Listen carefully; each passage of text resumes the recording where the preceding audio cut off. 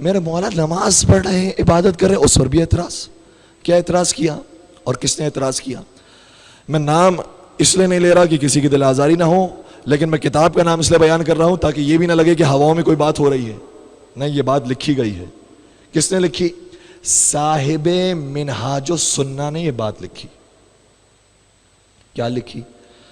کہا کہ شیعوں نے اپنی کتابوں میں لکھا ہے کہ علی روزانہ ہزار رکعت نماز پڑھا کرتے تھے، اور اپنے اماموں کے بارے میں لکھا ہے یہ روزانہ ہزار رکعت نماز پڑھا کرتے تھے، جبکہ ہزار رکعت نماز پڑھنا سنت رسول کے بھی خلاف ہے، سنت دین کے بھی خلاف ہے، شریعت کے بھی خلاف ہے، عقل و منطق کے بھی خلاف ہے. باقاعدہ بات لکھی. عجیب بات ہے، سنت رسول کے خلاف ہے. کیا قرآن نہیں پڑھا؟ قرآن میں تو نبی اکرم کی نمازوں کا اس طریقے سے حال بیان کیا گیا ہے کہ یا ایھا المزمل قم اللیل الا قلیلا، اے چادر اوڑھنے والے میرے رسول آپ اتنی نمازیں نہ پڑھا کریں، نمازوں کے لیے تھوڑا سا آرام بھی کر لیا کریں. اتنی نمازیں پڑھا کرتے تھے. اگر نمازیں پڑھنا ناپسند ہوتا تو پھر کوئی نماز نہ پڑھتے، نمازوں کے اندر بہت کمی کر دیتے، مستحب نمازیں چھوڑ دیتے، لیکن نہیں فرمایا.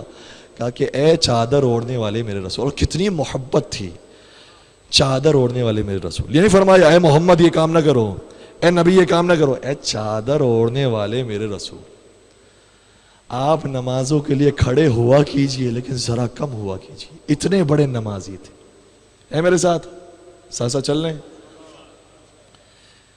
پھر کہتے ہیں کہ شریعت کی بھی اصولوں کے خلاف ہے. شریعت ذرا دیکھیے شریعت میں کیا لکھا ہے. شریعت میں اتنی نمازیں بیان کی گئی ہے کہ واجب نمازوں کے علاوہ مستحب نمازوں کی 2 قسمیں ہیں. ایک قسم وہ ہے کہ جس میں معین وقت کے ساتھ مستحب نماز بیان کی گئی ہے میرے ساتھ. نافلہ فجر کی نماز کب پڑھی جائے گی؟ کبھی بھی پڑھ سکتے ہیں؟ کہا نہیں، نافلہ فجر کی نماز فجر سے پہلے ہی پڑھی جائے گی. نافلہ ظہر کی نماز کب پڑھی جائے گی؟ ظہر سے پہلے پڑھی جائے گی. نافلہ عصر کب پڑھی جائے گی؟ عصر سے پہلے پڑھی جائے گی. نافلہ مغرب کب پڑھی جائے گی؟ مغرب کے بعد پڑھی. نافلہ عشاء کب پڑھی جائے گی؟ عشاء کے بعد پڑھی جائے گی. نماز تہجد کب پڑھی جائے گی؟ آدھی رات کے بعد پڑھی جائے گی. نماز غفیلہ کب پڑھی جائے گی؟ نماز مغرب کے بعد پڑھی جائے گی. کچھ نمازیں ایسی ہیں کہ جس کے وقت معین کیے گئے. اسے کہا جاتا ہے یہ رواتب ہیں. یہ رواتب ہیں، عربی زبان میں یہ اصطلاح استعمال ہوتی ہے. یہ معین وقت کے ساتھ نمازیں. اس کے علاوہ کچھ نمازیں ایسی ہیں کہ جس کا وقت معین ہی نہیں ہے، جب چاہے پڑھ لو. جتنے شکرانے کی نمازیں پڑھنی ہیں پڑھو. اور پھر حدیث رسول ہے جو متفقون علیہ. توجہ فرمائیے گا. اعتراض کیا ہے کہ نمازیں بہت پڑھا کرتے تھے، اتنی نمازیں تو آئی نہیں ہیں. میں نے آپ کی خدمت بیان کر دی کتنی نمازیں تو وقت کے ساتھ آئی ہے اور کتنی بغیر وقت کے آئی ہے. اور پھر رسول اکرم کی حدیث ہے جو متفقون علیہ ہے کہ نبی اکرم نے شاہ فرمایا الصلاۃ خیر موضوع فمن استطاع ان یستخسر فلیستخسر. نماز بہترین موضوع ہے، بہترین عبادت ہے. اگر کوئی استطاعت رکھتا ہو تو پھر جتنی چاہے وہ زیادہ سے زیادہ پڑھے. نہیں پہنچ رہی بات؟ تھوڑا سا ساتھ دیجیے گا تاکہ مجھے محسوس ہو کہ بات پہنچ رہی ہے اور جواب دیا جا رہا ہے.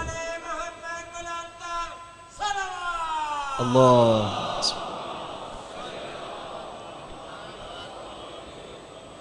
یہاں تک آ گئے آپ. حدیث سے بھی ثابت ہو گیا، قرآن سے بھی ثابت ہو گیا کہ نمازیں جتنی پڑھی جائیں اس میں کثرت کی جائے، اچھی بات. اب ایک جواب نقضی بھی دیا ہے. کس نے دیا؟ ہمارے بہت بڑے آیت اللہ اور بہت بڑے عالم علامہ امینی نے کتاب الغدیر میں اس کا جواب دیا ہے. لکھا ہے کہ آپ نے میرے مولا کی نماز پر اعتراض کیا کہ اتنی نمازیں پڑھتے تھے، اتنا ذکر کیا کرتے تھے، اتنا وقت کیوں نمازوں کے اندر صرف کر دیا کرتے تھے، جبکہ آپ نے اپنی ہی کتاب میں کسی اور کی تعریف میں بھی یہ بات لکھی ہے کہ وہ بہت نمازی تھے، وہ بہت تلاوت قرآن کیا کرتے تھے. تو جب دوسروں کی بات آ جائے تو فضیلت ہو جاتی ہے. جب علی مرتضیٰ یہ کام کریں تو کہتے ہیں کہ نہیں یہ تو غلط ہے کام، یہ قابل اعتراض ہے کام. عجیب بات ہے. اور کس نے کام کیا؟ کہا کہ میرے مولا کو تو آپ چوتھا خلیفہ مانتے نا، اس سے ایک خلیفہ ایک درجہ پہلے چلے جائیے. آپ نے اپنی کتاب میں لکھا کہ آپ کے تیسرے خلیفہ روزانہ ختم قرآن کیا کرتے تھے، پھر سویا کرتے تھے. تو وہ اتنی عبادت کریں، وہ اتنی تلاوت کریں تو کوئی اعتراض نہیں، ماشاءاللہ تعریف ہو رہی. اور صرف یہاں پر علامہ امینی نے اکتفا نہیں کیا، بعد اسے آگے بڑھ کر ہے. میں مرحلہ بعد مرحلہ آپ کے ساتھ میں بیان کر رہا ہوں، میرے ساتھ رہیے گا، توجہ سے سماعت فرمائیے گا. کہا کہ قرآن کریم میں جتنے ورڈز استعمال ہوئے ہیں، جتنے الفاظ استعمال ہوئے ہیں، اس کی تعداد کتنی ہے؟ کہ تقریباً اس کی تعداد 75,000 کے قریب ہے. کتنی ہے؟ 75,000. اور اگر کوئی 1000 رکعت نماز پڑھے تو اس کے الفاظ کی تعداد کتنی بنتی ہے؟ کہ اس کے الفاظ کی تعداد بنتی ہے 85,000 تقریباً. کہ 75,000 الفاظ کی عبادت کرے تو وہ ٹھیک ہے، جو 85 کے کر لے وہ غلط ہو جائے. یہ بات سمجھ میں نہیں آئی. اور صرف ایک مثال نہیں دی، اب سنیے گا علامہ امینی کا پورا جواب. کہ آپ نے اپنی کتابوں میں 15 اور لوگوں کا ذکر بھی کیا ہے جو صرف وہ نہیں تھے کہ جو دن اور رات میں پورا ختم قرآن کیا کرتے تھے، بلکہ 15 اور لوگ بھی تھے جو دن اور رات میں پورا ختم قرآن کیا کرتے تھے.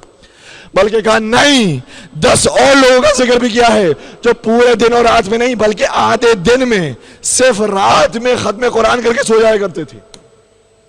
ہے میرے ساتھ؟ صرف رات میں 75,000 کلمات کو ادا کرتے تھے، اور ان کا کیا کہنا، وہ اتنے زیادہ ختم قرآن کیا کرتے. کہا نہیں، اس سے بڑھ کر بھی آپ نے اپنی کتاب میں لکھا ہے 8 ایسے لوگوں کا بھی ذکر کیا، 8 ایسے لوگوں کا بھی ذکر کیا ہے جو صرف ایک رات کے حصے میں 2 ختم قرآن کیا کرتے تھے. اور 5 ایسے لوگوں کا ذکر بھی کیا ہے جو صرف 2 نہیں 3 ختم قرآن کر کے روزانہ سویا کرتے تھے. اور کہا نہیں، 2 اور لوگوں کا ایسے بھی ذکر کیا ہے جو صرف رات میں 4 یا 4 سے زیادہ ختم قرآن کر کے سویا کرتے تھے. ان کی تو بڑی تعریف، بڑے قصیدے، بڑی منقبتیں. جو 4 ختم قرآن کرے وہ بڑا عابد ہوتا ہے، بڑا زاہد ہوتا ہے، اور جو 1000 رکعت میرے مولا پڑھ لے تو قابل اعتراض ہو جاتا ہے.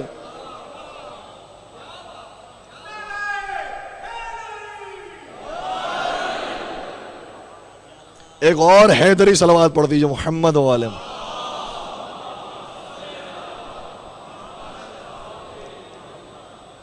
تو بات کیا ہے، یہ خلاصہ کیا ہے؟ خلاصہ یہ ہے کہ جس کے دل میں اتنا بغض علی بھرا ہوا ہو، وہ چاہے کتنی بھی بڑی فضیلت ان کے سامنے دکھا دے، وہ کہیں گے نہیں، اس کے اندر بھی کوئی خامی ہے، اس کے اندر بھی فلاں خرابی نکل آتی ہے. اور بات یہ ہو گئی کہ میرے مولا کے چونکہ یہ 1000 رکعتوں والی بات ثابت شدہ ہے، اس لیے انہیں زیادہ تکلیف ہوئی کہ کم از کم اس کے اندر سے تھوڑی سی تنقیص کی جائے. لیکن جو دوسرے افراد ہیں جو 4 ختم قرآن کرتے ہیں، جو 4 سے زیادہ ختم قرآن کرتے ہیں، سب جانتے ہیں ان کے بارے میں کہ کتنی حد تک ان کی بات ٹھیک ہے. اس لیے میرے مولا کی جو ثابت شدہ بات ہے اس فضیلت کو کم کرنے کی کوشش کی گئی.